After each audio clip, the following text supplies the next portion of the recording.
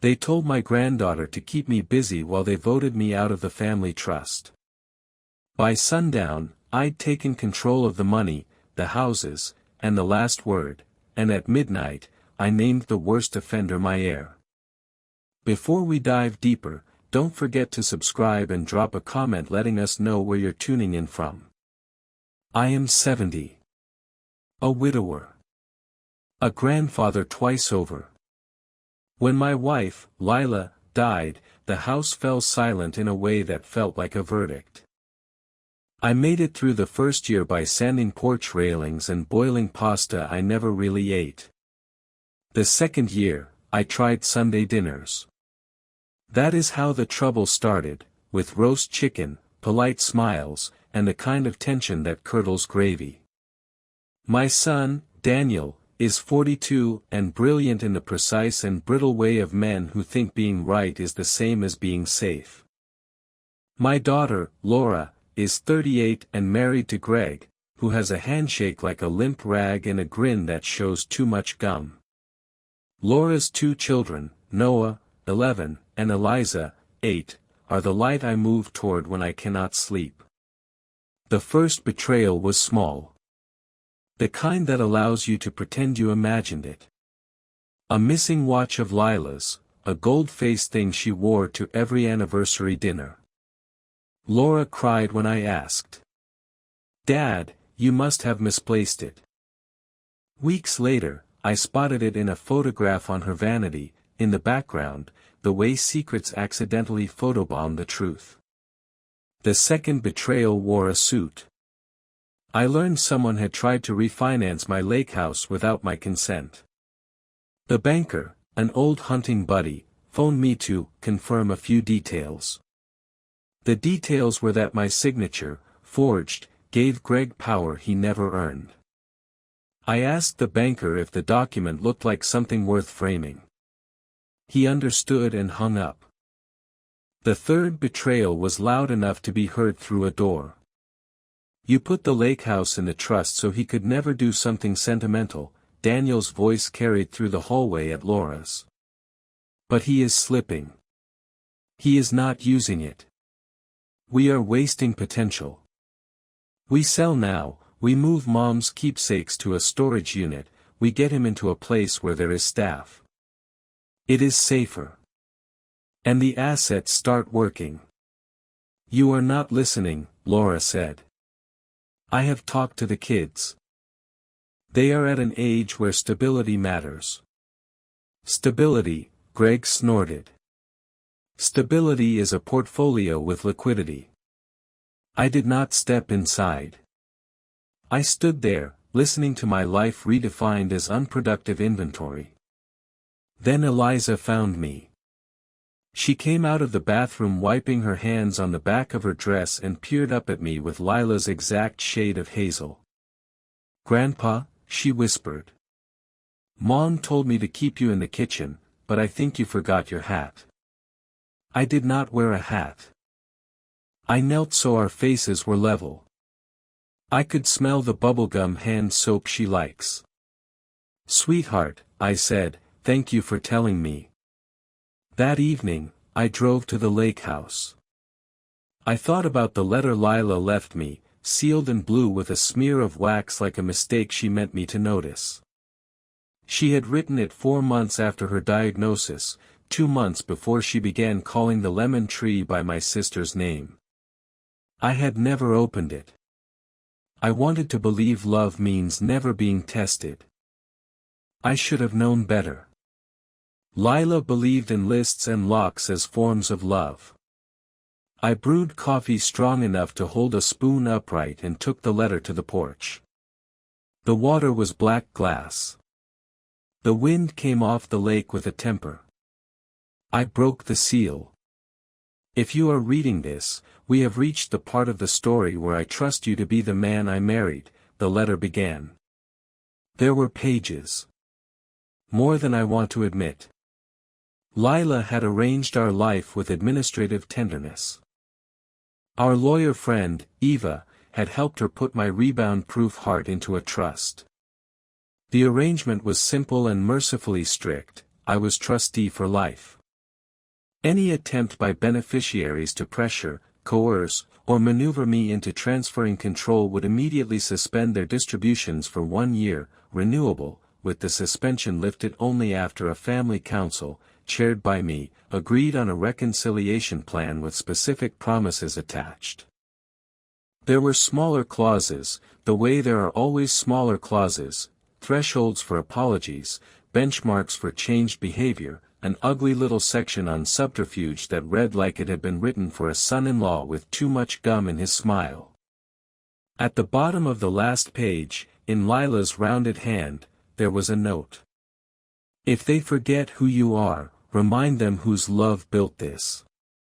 Hold the line until the love returns. I sat in the dark and let the anger have me for a while. It is a heat I know well.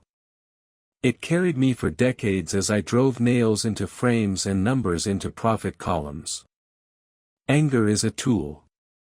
It will build a scaffolding if you let it. The trick is not to live on the scaffolding longer than the job takes. Early the next morning, I called Eva, who answered on the first ring and said, "About time." That is how we came to the meeting that changed us. I called it a brunch. I cooked too much. Eggs, pancakes, bacon, fruit I cut into neat halves the way Lila liked. I set Lila's watch on the windowsill above the sink where the morning light could find it. Laura saw it first and went the kind of still you cannot teach yourself to go. We ate on the back porch because fights sound worse indoors. I have been thinking about a transition, I began. Greg's eyes flashed. Daniel went still in his chair, jaw tightening. Laura's shoulders dropped with relief she thought she concealed. The children leaned into the promise of waffles and quiet. I am stepping into the role your mother left me, I continued. Trustee. Chair of our family council. I will run things until I am no longer breathing or no longer capable. When that day comes, there will be a successor. Greg's smile widened. That is sensible, Richard. I am glad you think so, I said. Because the trust dictates the conditions, and we have already breached a few. Eva, who had been leaning on the railing like a woman admiring a view, spoke then. She did it with the calm of someone holding a fire extinguisher. The attempted refinance without the trustees' consent activated the subterfuge clause. Also, any meeting convened to remove the trustee without a fiduciary cause constitutes coercion. Greg coughed. He did not look at me. What? Daniel snapped at Eva. Are you suggesting we cannot discuss our father's welfare? You may discuss, Eva said. You may not conspire. The difference is lying and intent. Laura put her head in her hands. Oh my God, she whispered to her knees. Noah kicked the porch rail gently. Eliza held her fork like a wand over a pancake she had not touched. Greg stared at the lake with an expression I recognized, a man whose playbook had been confiscated. Here is what we will do, I said. We will move forward. You will not lose your places in our family. That is not how this ends. Daniel laughed once. Harsh. Is that a threat or a blessing? It is a mercy, I said, and Lila's steadiness spoke through me. I will not punish you the way you fear. But we will tell the truth, and then we will rebuild. Laura lifted her head. Dad, I took Mom's watch. She said it like a confession to a priest she did not believe in. I meant to tell you. Then I did not. Then it became something I could not admit without admitting I wanted pieces of her because I missed her, and then I wanted pieces of you, too, and that looked like money. I walked to the sink, picked up the watch, and put it in her palm. You will show it to Eliza. You will tell her why it is meaningful. Then it will stay in my house for now. We will plan how to share it later. Laura nodded, crying stiffly, the way strong women cry when they have not given themselves permission to collapse. I turned to Daniel. Son. He stared at me with the old defiance that had once been useful against schoolyard bullies and became a habit he forgot how to put down. I have kept this family's numbers in my head since I was 19, he said. You built something. I know how quickly things that are built rot when no one is thinking strategically. You sit in this house and talk to pictures. It landed. Because it was true in its way. I am sorry, Daniel said then, the words so quiet the wind almost took them. I panicked. I thought if I did not seize control, we would all lose. I did not want to become you. A man who loves a house more than people. I felt the old impulse rise, to answer insult with better insult, to win the round. I let it pass through me and out onto the lake. You do not know me, I said gently. But you could. If you will sit long enough to find out. He looked away. Then Greg cleared his throat. If the trust is what you say, he said to Eva, then any breach can be cured with a reconciliation plan. So let us get to it. What are your terms, Richard? There are moments you can feel the exact structure of a family shiver and shift into a new shape. The porch boards creaked, the wind lifted, and I understood this was one. Here are my terms, I said. First, transparency. All accounts are open to the beneficiaries, but transactions require trustee approval. That is not negotiable. If you need funds for projects, bring me your plan. We will build it together. Second, restitution. Not as punishment. As repair. Greg will write a letter to the bank admitting the attempted refinance and withdrawing the application. He will also attend 3 sessions with Eva to learn fiduciary duty the way it should be learned. Third, responsibility. We will create a family council. Quarterly meetings. You will attend. If you skip without cause, your distributions pause. If you attend and behave like adults, distributions resume. Fourth, I added, and here I looked at Laura, honesty. If you take sentimental items, you tell us.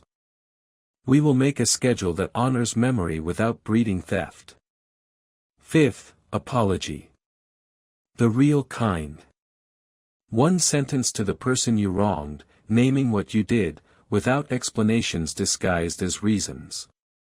Greg bristled. And what do we get? You get me, I said. Alive. In charge. And on your side.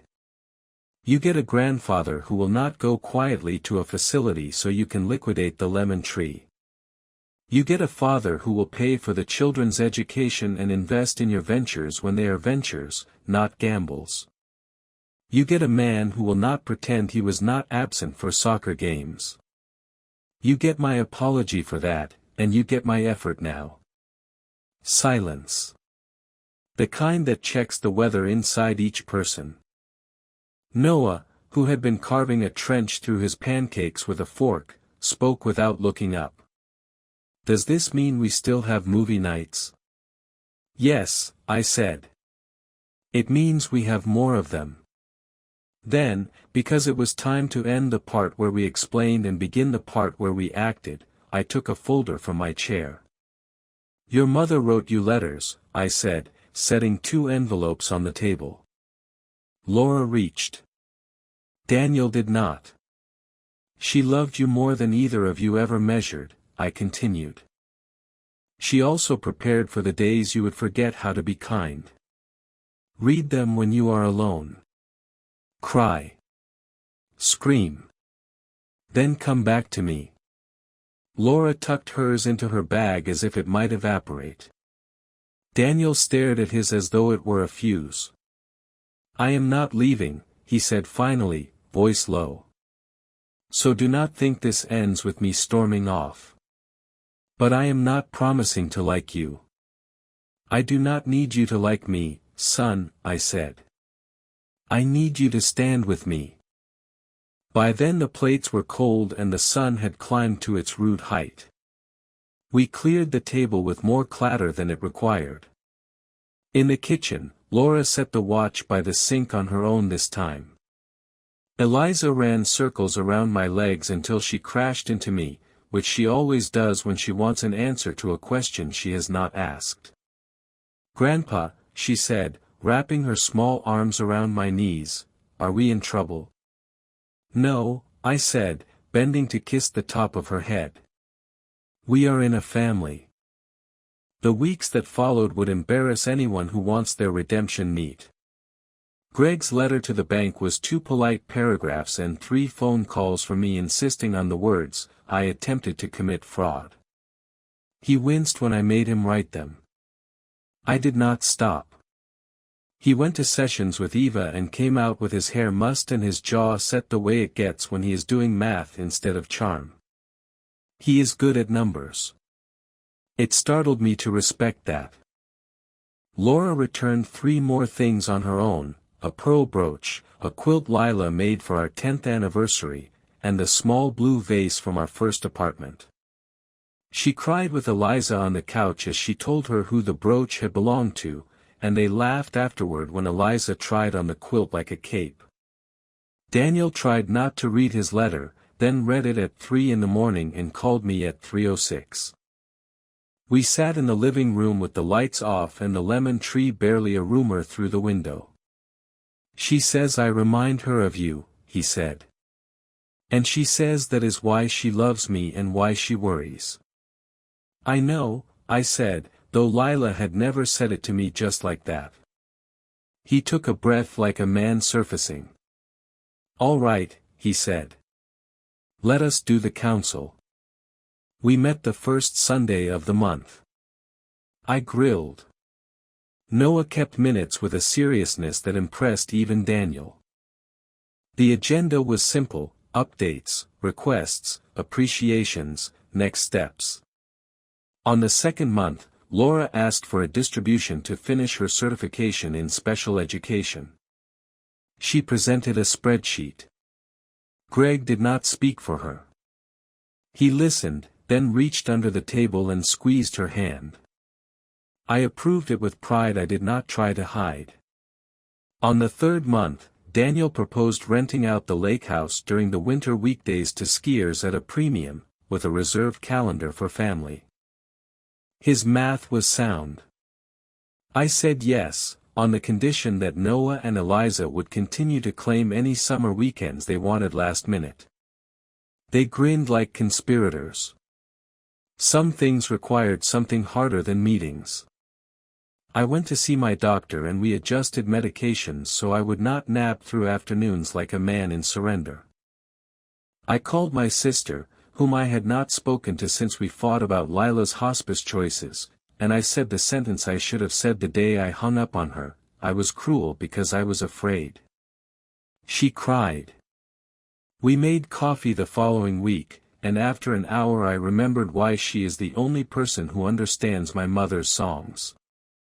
In December, after 6 months of counsels and apologies and small, deliberate repairs, we held a dinner that felt like the ones we used to hold when Lila was alive, except for the absence that never leaves and the structure that kept us honest. We put place cards on Lila's good china. I set one where her seat would have been. I did not cry when I did it. Not in a way anyone saw. Halfway through the meal, I tapped my glass. The sound was clear as a bell through snow. I have an announcement, I said. I am naming a successor trustee. Not to replace me. To learn with me. To be ready when I am not. Greg straightened like a man bracing for a blow he was sure he deserved. Laura looked at me the way daughters look at fathers when the story might turn on them. Daniel glanced at the lemon tree through the window, then back to me with weary calculation. I choose Daniel, I said. The room held its breath. Greg blinked. Laura's face did a complicated thing I will think about when I cannot sleep. Noah wrote the words in his minutes with his mouth open. Eliza clapped once, confused and delighted by the sound. You were the worst offender, I said to my son. You tried to take this from me not because you are greedy, but because you are afraid. You are like me in that. I will not lie to you and pretend it will fix itself. So I will teach you how to hold this without it burning your hand. For a heartbeat, he looked young. 10. The year he broke his arm falling out of the tree he was sure he could conquer. He stared at me as one stares at a rope thrown over a dark chasm. I do not deserve it, he said. You did not earn it, I said. But you are my son, and Lila wrote your name between her lines. That means more to me than merit. The condition is that you keep attending, keep apologizing when you fall short, and keep choosing people over assets, even when the numbers beg you to do otherwise. He nodded slowly. I can do that, he said, and for the first time since Lila's funeral, I believed him on the first try. After dinner, when the dishes were a cheerful disaster and the children had fallen asleep on the couch with dessert forks still sticky near their hands, I stepped onto the porch. The lemon tree wore its winter shape. The lake, a line of dark steel, breathed. Laura followed me out, a blanket around her shoulders. You knew I took the watch the whole time, she said. I guessed, I said. Thank you for handing it back before you took it again. That is how love returns to things, I said. By going through hands that mean it. She took my arm. We stood without talking for a while. I could hear Greg inside laughing with Eva at something Noah said. It was a respectful laugh. Better than the gum grin. It was a start. When everyone had gone home and the house had found its night noises again, I sat at the kitchen table with Lila's blue letter pages spread like wings. I wrote in the margin, not to add to her, but to anchor myself to what she left. We did not go back to normal, I wrote. We built something better. Normal hit our cracks. This shows them and holds anyway. The next morning, Eliza called me at 6 to ask if we could make pancakes on Tuesday because she had soccer after school and pancakes make her fast. I told her yes. I told her council meets Sunday and we need her vote on whether the quilt can travel to her room for one night a week. She said, I vote yes, and then whispered, tell Mom it was my idea so she will think I am clever. I promised to credit her exactly as demanded. On Tuesday, I flipped pancakes while she colored at the counter, humming off-key the way Lila used to. Daniel arrived 10 minutes early, a notebook under his arm, no agenda printed, just his hands and his eyes and his uncomfortable willingness to fight for something in the way that matters. Dad, he said, standing in my kitchen like a man at a threshold, what is first on the list? We are, I said. We are first on the list. He nodded. He poured Eliza a glass of milk. He put his phone in the drawer without being asked. And when we sat down to eat, he bowed his head and said grace the way his mother did, stumbling only on the part where he thanked God for a father who did not give up or give in, but gave over, power, grudges, and the wrong idea that winning means someone else must lose. The lake held the morning like a mirror. The lemon tree kept its counsel. Our family fought and forgave and figured out the minutes. It was not triumphant, not cinematic, not even tidy. It was better. It was ours. And from that day forward, the power in our family was a thing we used to keep each other at the table, no matter how loudly the wind tried to scatter us. Hello everyone, and thank you for watching. I truly hope you enjoyed listening to this story as much as I enjoyed creating it. If you did, please consider liking the video and subscribing to the channel to help support the creation of more stories like this. Have a great day or evening.